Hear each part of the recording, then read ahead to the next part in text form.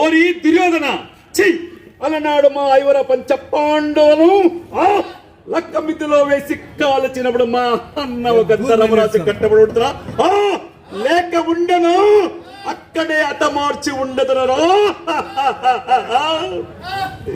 గట్టిగా మాట్లాడాలా?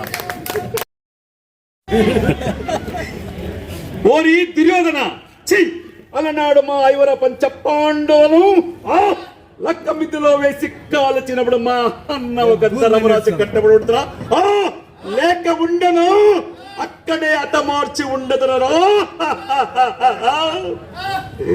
గట్టిగా మాట్లాడాలా? ఓరి దుర్యోధన, చెయ్యి అలనాడు మా ఐవర పంచ పాండవులు లక్క మిద్దులో వేసి కాల్చినప్పుడు మా అన్న ఒక ధర్మరాజు కట్టబడుతున్నా లేక ఉండను అక్కడే అతమార్చి ఉండదురా. గట్టిగా మాట్లాడాలా?